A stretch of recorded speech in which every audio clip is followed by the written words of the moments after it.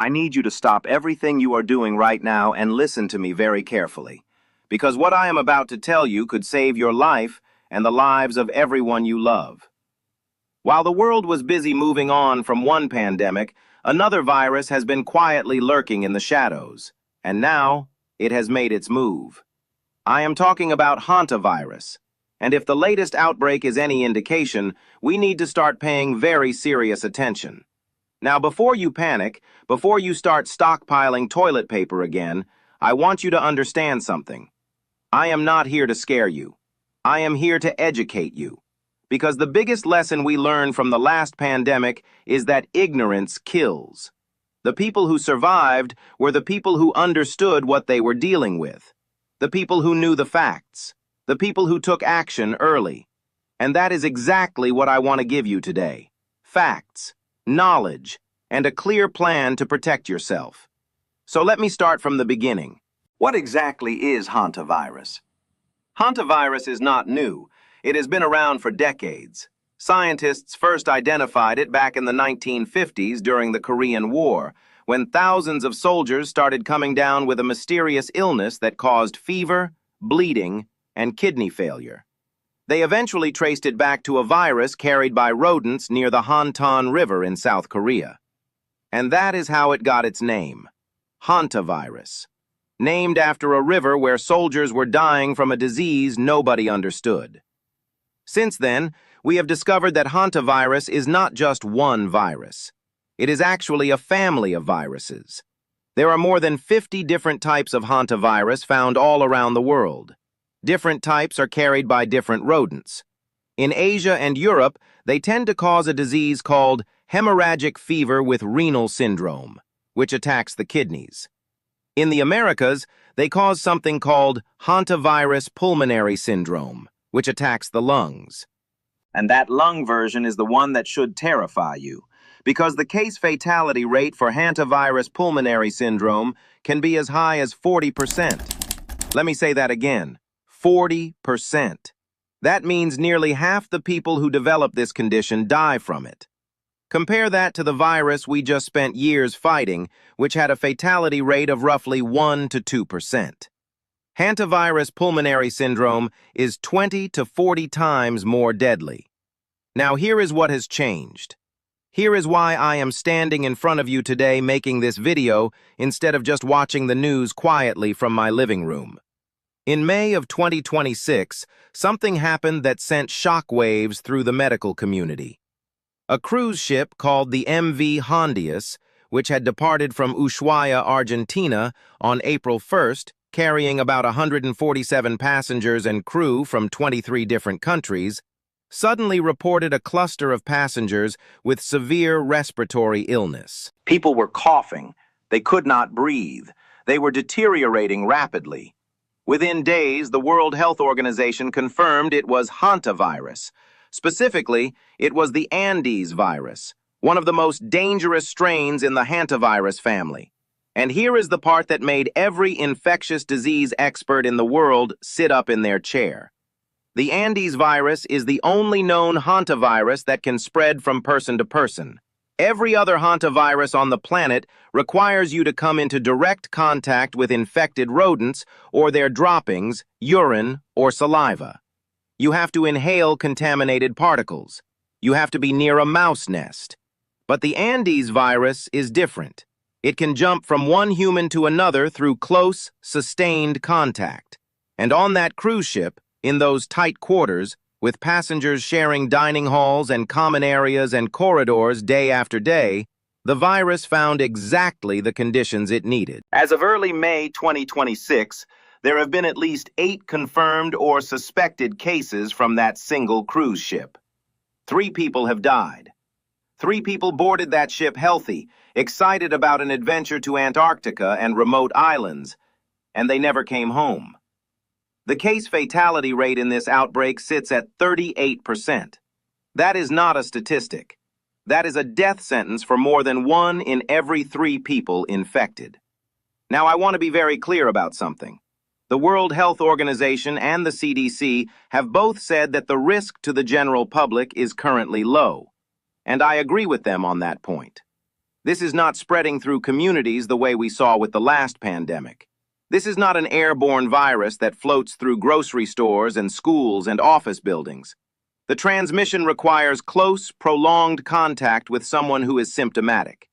Being in the same room briefly with an infected person is unlikely to get you sick. But being trapped on a cruise ship with an infected person for weeks, that is a completely different story. And here is what worries me as a health professional. We have seen this movie before. We have heard the words low risk to the general public before. We have been reassured before. And we have been wrong before. I am not saying hantavirus is going to become the next global pandemic. I genuinely believe the characteristics of this virus make that unlikely. But I am saying we need to be vigilant. We need to understand what we are dealing with, and we need to know how to protect ourselves. So let me walk you through exactly how hantavirus spreads, what symptoms to watch for, and what you can do starting today to reduce your risk to virtually zero. First, the primary route of transmission. For the vast majority of hantavirus strains, the virus is carried by rodents, mice, rats, voles. These animals carry the virus in their urine, droppings, saliva, and nesting materials. When those materials dry out, the virus particles become airborne, and if you breathe them in, you can become infected. This is how most people catch hantavirus. They go into an old shed, a dusty barn, an abandoned cabin, a cluttered garage, and they start sweeping or cleaning without realizing that mice have been living there. They kick up dust that contains dried mouse urine and droppings. They inhale those particles, and 2 to 3 weeks later, they are in the hospital fighting for their life. The specific rodent responsible varies by region. In North America, the deer mouse is the primary carrier of the sin nombre virus, the most common strain in the United States. In South America, the long-tailed pygmy rice mouse carries the Andes virus, the strain responsible for the cruise ship outbreak. In Asia, the striped field mouse carries the Hantan virus. In Europe, the bank vole carries the Puamala virus.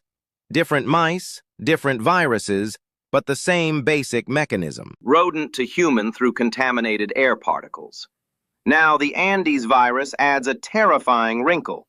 It can also spread from person to person. This happens through close, sustained contact with someone who is already showing symptoms. We are talking about direct physical contact. Prolonged time spent together in enclosed spaces, sharing eating utensils, kissing, handling contaminated bedding or clothing, exposure to the infected person's saliva, respiratory secretions, or body fluids. This is not casual contact. You are not going to catch it by passing someone on the street. But if you are caring for a sick family member, if you are sleeping in the same room, if you are on a ship together for weeks, the risk becomes very real. Let me talk about symptoms now because this is critical. If you know what to look for, you can seek treatment early.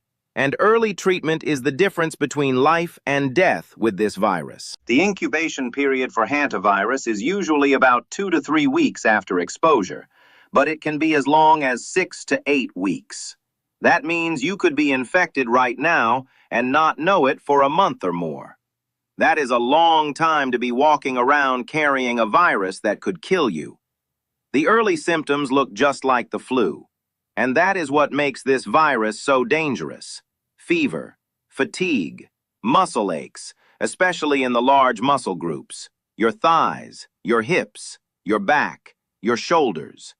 You might also experience headaches, dizziness, chills, nausea, vomiting, diarrhea, and abdominal pain. About half of all patients report these gastrointestinal symptoms, and most people at this stage think they just have a bad case of the flu. They take some medicine, they go to bed, they try to sleep it off. But here is where things take a terrifying turn. About 4 to 10 days after those initial symptoms begin, the disease progresses into its late stage. And this is where hantavirus pulmonary syndrome earns its name. The virus attacks the blood vessels in your lungs. It makes them leaky. Fluid starts pouring into your lungs. You develop a cough that rapidly gets worse. You become severely short of breath. Your heart starts to struggle because your lungs cannot provide enough oxygen. Your blood pressure drops. Your organs start to fail. And if you do not get intensive medical care immediately, you die. That progression from feeling like you have the flu to being on death's doorstep can happen in a matter of hours, not days, hours. This is why awareness matters. If you have been in an area where rodents are present, if you have been cleaning out an old building, if you have been camping in a rural area, if you have been anywhere in South America, and you start developing flu-like symptoms with severe muscle aches, you need to tell your doctor immediately that you may have been exposed to Hantavirus. Those words could save your life. Because if your doctor knows to look for hantavirus, they can get you into intensive care before the pulmonary phase hits. And that dramatically improves your chances of survival. Now let me talk about treatment. And I have to be honest with you here because the news is not great. There is currently no specific antiviral treatment approved for hantavirus. There is no vaccine. There is no magic pill. The treatment is what we call supportive care. That means doctors manage your symptoms while your body fights the virus. If your lungs fill with fluid, they put you on a ventilator. If your blood pressure crashes, they give you medications to support your heart. If your kidneys start to fail, they put you on dialysis. They keep you alive long enough for your immune system to beat the virus on its own. Some researchers have explored the use of ribavirin, an antiviral drug, and there have been some positive results in early studies, particularly when given before the pulmonary phase begins. But no large-scale human trial has proven it effective across all hantavirus strains. There is also early research into monoclonal antibodies that could potentially prevent infection, but those are still being investigated. The bottom line is this. Once you are infected and symptomatic, your survival depends largely on how quickly you get to a hospital and how strong your immune system is. Prevention is everything. So let me give you the prevention strategies that every single person watching this video needs to know. Number 1, rodent-proof your home. This is the single most important thing you can do. Mice can squeeze through a hole the size of a coin. Seal every gap, every crack, every opening in your home with steel wool, caulk, or metal flashing. Check around pipes, vents, doors, and windows. If a mouse cannot get in, it cannot infect you. Number 2, eliminate food sources. Store all food, including pet food, in sealed, rodent-proof containers. Clean up crumbs and spills immediately. Use garbage cans with tight-fitting lids. Do not leave pet food out overnight. If there is nothing to eat, mice will go somewhere else. Number 3, clear nesting areas. Remove brush, tall grass, junk piles, and wood piles from around your home's foundation. Move compost bins away from the house. Trim bushes and vegetation. Make the area around your home as inhospitable to rodents as possible. Number 4, set traps. Spring-loaded mouse traps along baseboards and in areas where you have seen droppings or signs of activity. Check them regularly. Be cautious with poison bait traps because the poison can harm children and pets. Number 5, and this is crucial. Never dry sweep rodent droppings. Never vacuum them. Never sweep them with a broom. This sends virus particles into the air where you can inhale them. Instead, put on rubber or latex gloves and a mask. Spray the droppings with a solution of 1 part bleach to 10 parts water. Let it soak for at least 5 minutes. Then, wipe everything up with paper towels or rags. Double bag the materials and dispose of them in a sealed outdoor trash container. Then, wash your hands thoroughly. Number 6, be extra cautious in closed, unused spaces. If you are opening up a cabin, a shed, a storage unit, or any building that has been closed for a period of time, open the doors and windows first. Let it air out for at least 30 minutes before you go inside. Rodents love these undisturbed spaces, and the concentration of virus particles in the air can be extremely high. Number 7, if you are camping or hiking in rural areas, especially in South America where the Andes virus is found. Avoid sleeping on the bare ground. Use a tent with a sealed floor. Store food in rodent-proof containers. Do not sleep in cabins that show signs of rodent activity, and if you see rodent droppings, do not disturb them. Number 8. If someone near you is diagnosed with Andes virus or any hantavirus with suspected person-to-person transmission, take isolation precautions. Limit close contact. Wear a mask. Avoid sharing utensils, cups, or personal items. Ensure good ventilation in shared spaces, and monitor yourself for symptoms for at least 6 weeks. Now let me address the elephant in the room. Is this going to become a pandemic?